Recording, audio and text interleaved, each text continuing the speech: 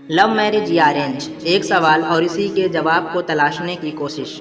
आज की तारीख में सबसे मुश्किल और कॉम्प्लिकेटेड मसला जो मुसलमानों के सामने आकर खड़ा हो गया है वो शादी है। आज शायद ही कोई घराना हो जो इस मसले की वजह से परेशान हाल ना हो।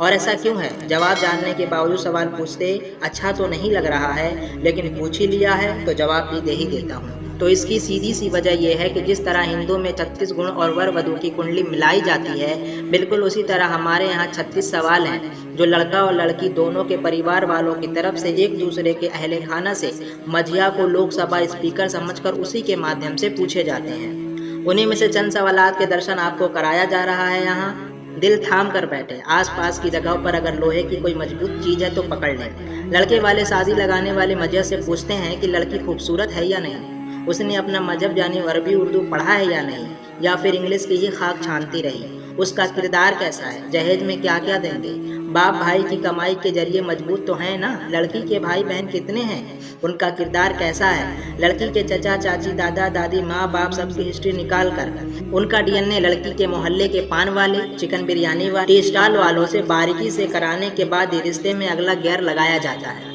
लेकिन थोड़ा ठहरिए, अब लड़की वालों की क्रॉस क्वेश्चनिंग करने की बारी आती है। लड़की वाले भी कम नहीं होते, उनका सवाल कुछ सही मगर ज़्यादातर अजीब और भयानक होते हैं। जैसे लड़का क्या करता है, कमाता कितना है, उसको विरासत में कितनी ज़मीन मिलेगी, माँ बाप अगर ज़मीन के नीचे जा चुके हैं तो बहुत अच्छा, बहने ब्याह के लिए तो नहीं ना है, लड़का घर में सबसे बड़ा नहीं होना चाहिए, अगर बड़ा हुआ तो सारी जिम्मेदारी उसी पर होगी, और ऐसे में मेरी बेटी उसके साथ आटे की चक्की में गेहूं की तरह पिस कर रह जाएगी, वगैरह वगैरह। इतने सारे सवाल जब मिलते हैं तब जाकर दो रिश्ते परवान चढ़ते हैं।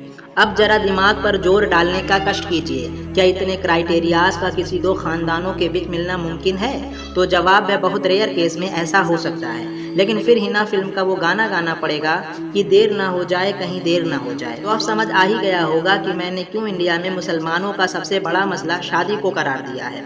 हालांकि पूरे मुल्क के सारे सूबों में ऐसी ही परिस्थिति है, तो साफ बता दूं बोल दूं ऐसा नहीं है। अब लव मैरिज पर भी थोड़ा सा कलाम कर लेते हैं, वरना आज के लोग गुस्सा हो जाएंगे।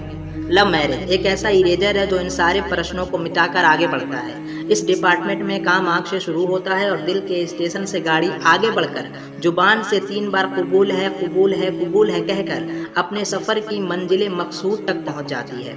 अब सवाल ये खड़ा होता है कि लव और अरेंज में बेहतर कौन है?